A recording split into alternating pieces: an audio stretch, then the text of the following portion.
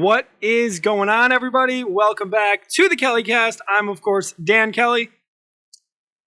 And I'm the guy that sits next to him. That's Mike. No relation to Jim. If we were, we would be rich and famous by now, so don't ask. A bad week, Mike. Just a bad week. Overall, it was a hard game to watch. Honestly, when you got up and walked away, I was going to say to you when you came back, I didn't because I was going through the emotions, but I was going to say, hey, look, it's me during the Bengals game, but this time it's Mike. I've never seen you walk away. So, since we're starting with things that happen and don't happen during games, every time you bring a new person over for a Monday night game, something bad happens like this, so I'm going to have to ask you to not bring over new people. We can have same people, old people over. Which one was it? You tell me that. Which one was it? The Damar Hamlin No, game. not that. Which person was the jinx? No. Was it Mitch? No, that was Kyle. But which person was the jinx for this game? Because I had two people over that had not been over for a football game yet. Danny's cousin, which remind me his name again, Chris. Daniel's cousin, Chris. Hi, Chris. I know you're a big supporter of the show. I apologize for getting your name. And he didn't talk much. and your brand new spanking new girlfriend, Sam. Thanks very much for ruining my night, Sam. I am absolutely very upset, and you're banned for 1 week. She's coming over for the party. You're banned for 3 days. It was hard. It was a hard game to watch. I mean, honestly, like in the third quarter, right? When Buffalo's up 13-3, you're feeling like the game's in control. You're feeling like they're one drive away from putting this game to rest. And what happens? Josh Allen plays hero ball. Ball in a game where it was not needed. Sugar rush, Josh Allen. The hurdle. What is up with that? For what? Everybody's heard it 100 times by now. Everybody's heard it 100 times by the time this comes out just this week. Mm-hmm. Stop it. We love the competitiveness, Josh. We love it, and we will always support you. But you're taking unnecessary risks, unnecessary hits. I watched the McDermott presser today. He does know it. It's like my 3-year-old, right? He goes and he aggravates his little sister because he knows he can get her aggravated. He knows what he's doing. He knows he's going to get in trouble because he's going to get caught. And he still does. Here we are. He still does it. Still does it, right? Yep. Just because that's in a 3-year-old. Is that what's in Josh Allen? It's just I certainly hope not. Josh Allen. And what at 27 years old, and what in year 7 are you gonna do about it at this point? So far it feels like you can't shake it out of him, because we, as Kyle Brandt said on Good Morning Football, we get this Josh Allen every year. Mm-hmm. Every year. Well, so far what we know is Josh Allen was just lost. And I mean, you saw what he said, right? Same, different day, same place. And it happens, whether this is somebody having your number. This happens to everybody, okay? It happens to all the elite quarterbacks. It happened to Brady. Brady's first loss in Buffalo, he threw 5 picks. Do you remember Mahomes in the Super Bowl against Tampa Bay? God-awful performance. Not so much with the interceptions, but it was still really bad. I have Josh Allen's numbers here. We need to go over them. 29 of 41, 236 passing yards with 1 passing touchdown and 4 turnovers, which was a career high. Let's be honest, the fumble, maybe not on him, right? Because obviously, the first fumble, the one where it hits him in the chest, that's on him. But the second part is him just trying to make a play, with the ball on the ground. It's on him.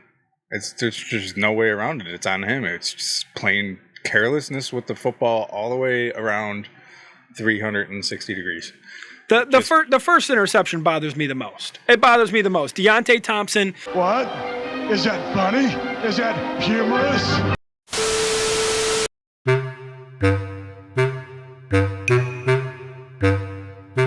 That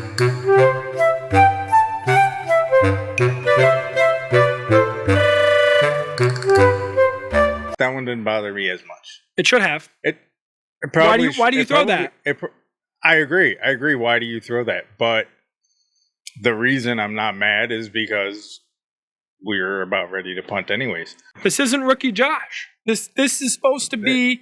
This is our guy. You're mistaken. This was rookie Josh. This is our guy. Exactly man. what we saw this week was rookie Josh. We gotta support him, and through the good and the bad, Josh, we love you. We do. We got like 9 jerseys in this house with your name on it, but this game is on you, and you know it, and you're taking it hard on yourself, and I know you are. But man, we really need to see more from you.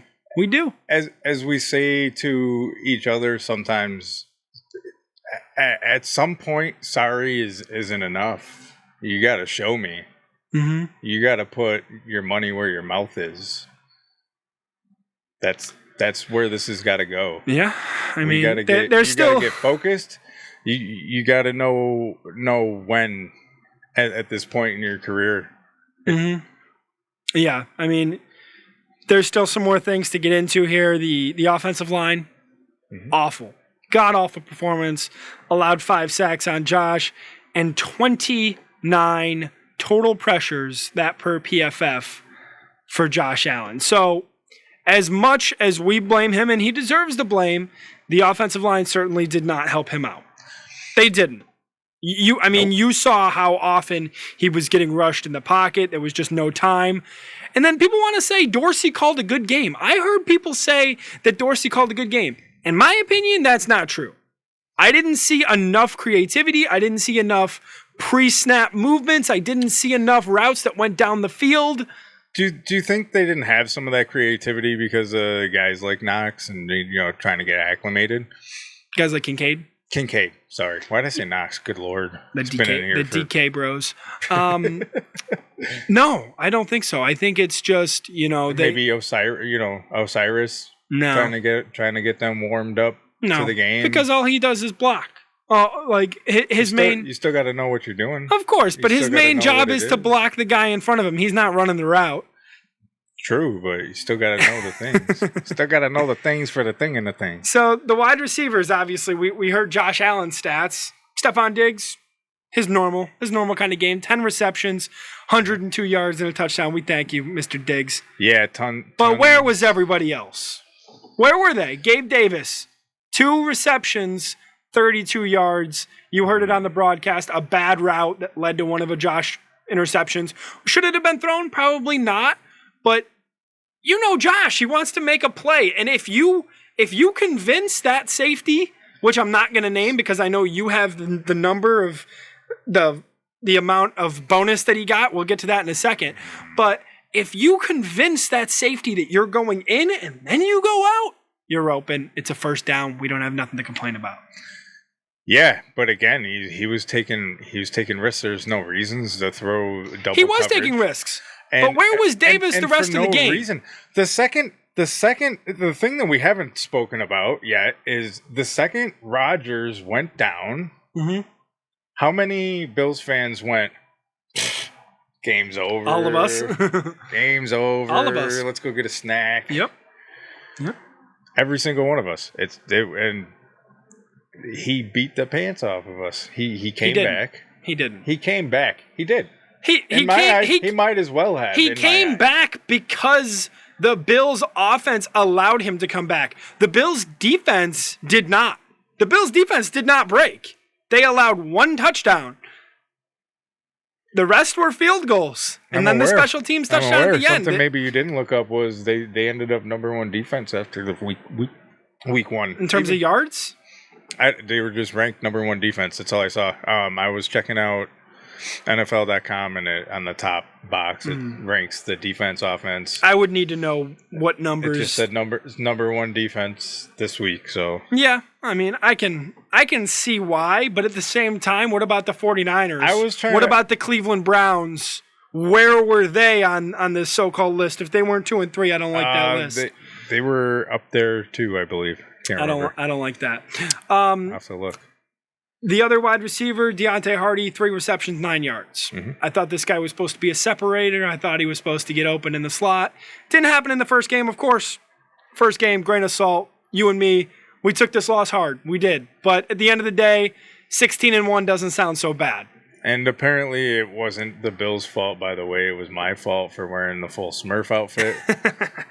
Yeah, you looked ugly. I've been banned. Well, I took it off before the game, but I've been banned by the viewers. I put one more bad thing on this list, and then I want to get into the good, because I don't think the good is being talked about enough that did happen in this game. Okay. But the last bad note comes from a family member that doesn't know how to comment on these videos quite yet. Uncle Mickey was talking about Bernard all day, all night, right. and he just didn't look good. He honestly didn't. He was missing gaps in the run game, which made the Bills give up 172 rushing yards in total. One of them being an almost 80-yard run by Breece Hall. Thank God for Christian Benford catching him on that play. Like, right. McDermott talked about it today, and he said he was asked about that play and what it meant to him, and he said that's the play they should be showing on ESPN. That's the play that you need to show people, the effort that, it takes, because he saved 4 points. Yeah. We kept them to a field goal from that point. So that's the last bad note I have, but I do want to get into some good notes, Mike. How about Matt Milano?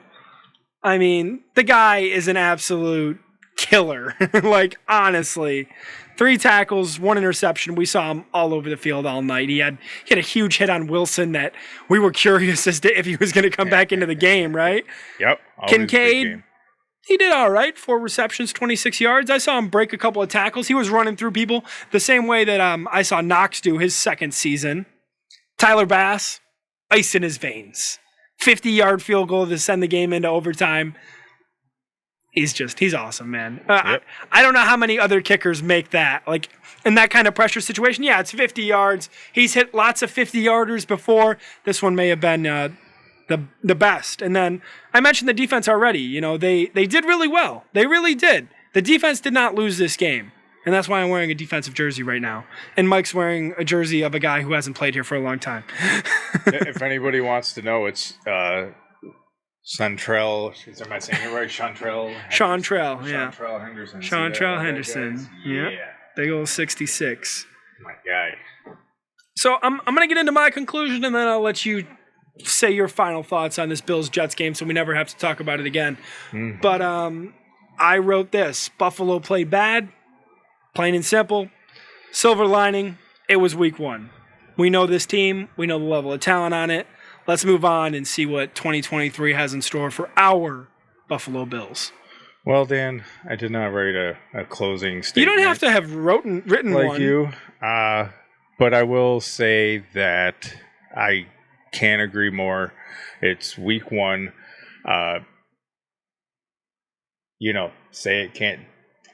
It couldn't have been said best. Golly. We still got a whole other podcast to record, my man. You better get those jitters out of here. No, there is no jitters. I'm just losing my train of thought. It couldn't have been said better than on Good Morning Football, and I'm going to reference him a lot. Kyle Brandt. Couldn't have been said better. What do you say? Next week, we'll see Gunslinger Josh Allen on his game, and he's going to crush the Raiders. I agree. But let's get into that, because this Sunday is a big day here in the Kelly house. We're sadly not going to have a live pregame for you this week, as other obligations are in the way. So let's get into our preview of the Bills and Raiders, Mike. I don't know how much you have on this, but I have a little bit. We had an audience member come visit us. Break into the studio. And we had to call the cops and have her removed. Crazy fan. You guys missed it. I'm sorry you couldn't hear it. Yeah, she's not going to be on the camera. So, Mike, the Raiders last week beat the Denver Broncos by 1 point. It wasn't not very impressive in terms of score. But what was impressive was Jimmy Garoppolo. His numbers last week, 20 of 26, 2 touchdowns, no interceptions. Over 100 QBR. But you know who struggled was Josh Jacobs, the running back who led the league in rushing last year, averaged only 2.5 yards per carry and got 48 yards on the ground. Wow. So, I mean, if I had to guess who's going to be the biggest problem for the Bills between Jimmy Garoppolo and Josh Jacobs, I would say Josh Jacobs, but the numbers tell you otherwise. Was it Jacobs? I thought I heard somebody was injured of importance that had a really good game with the Raiders, and I cannot think of his name, and I did not write it down. Jacoby Myers? Jacoby Myers. I got an injury report. We'll get into that in a bit. No, I wasn't trying to get into the injury report, but I was just saying another guy that had a good game. The Raiders had a decent game. A win's a for win. the Raiders, and a win's a win. You know, they found... They're 1-0, we're 0-1. You know, so at the end of the day, I can't mock them for winning. That's I how don't it think. looks. We talked a little bit about it last week, and you mentioned when we were talking about Chandler Jones, how I told you he didn't want to play for the team. You said, well, if he doesn't want to play for the team, he's not going to play for the team. That's what you said, plain and simple. He didn't play for the team, and I don't think he's going to play for the team this week either. So that obviously helps Buffalo out. The only guy you really have to watch for on defense is Max Crosby at the defensive end position. He had 1.5 sacks against Denver last week. He's one of the top defensive ends in the league. He's not talked about nearly enough because he plays for the Raiders. Sure. You know, at the end of the day. But the injury report I do have for you, let's go over the Buffalo Bills first. All right. With one name on the list, Mr. Mitch Morse had a finger injury, but he practiced in full. I saw him. Did you? Yeah, okay. I remember seeing him go. I'm like, uh-oh. Please, no. You weren't paying attention. But I was busy. I was talking to Chris. Nobody cares. No, the Raiders injury report looks like this. Devontae Adams, foot injury, did not practice today. Jacoby Myers, concussion, did not practice today. Trayvon Mayrig, their starting safety, thumb injury, did not practice today. Jimmy Garoppolo, ankle injury, limited practice today. So Garoppolo's going to play. I would expect Devontae Adams to go, but I don't know if Jacoby Myers is going to get healthy by Sunday. And I believe Mayrig, the starting safety, has already been ruled out. Is Garoppolo going to play? Because I heard he's a wimp in the locker room. That's what the former Patriots players. That was a long time ago. We'll have to see though. Yeah, that's huge. I mean, it's been 1 week. We were already. I'm pretty sure we were projected to win this game regardless of who was playing. But that's huge. I agree for the Raiders, and I think that's a bigger advantage for the Buffalo Bills. Yeah, I mean, and this defense isn't the New York Jets. It isn't that strong.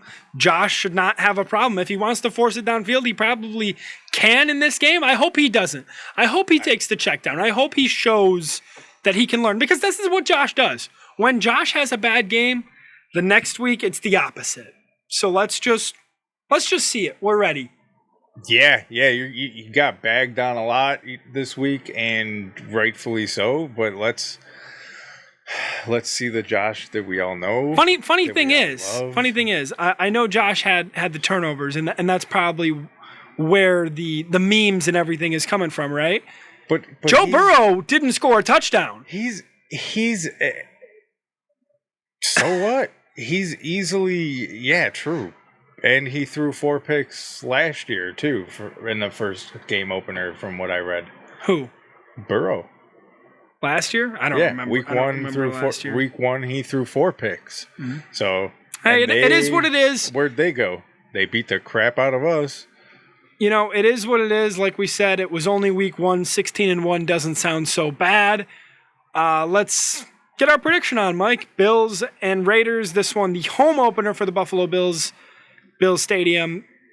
I'm taking the Bills. I'm not going to take the Bills every week. I will tell you, even though I'm a fan, it's not going to happen. I mean, maybe it will. Maybe the Bills will look like the juggernaut they used to and just go on a tear. But I'm taking the Bills this week. And I'm going to echo this again, and I don't want to sound like your freaking puppet, but yeah, I'm taking the Bills in this one. I don't think the Vegas Raiders have it in them. Oh, they're not in Oakland anymore? No. Okay. No. I should really watch football. Pretty sure. Pretty sure I saw their stadium, unless it was the hockey stadium. The Death Star, as they call it. What a great nickname. That is a fantastic name, and you don't even like Star Wars. Nope. Guys, enjoy the game. Enjoy your Sunday. We'll be enjoying it here. And as always, go Bills. Josh Allen, get your head out of your ass. Go Bills.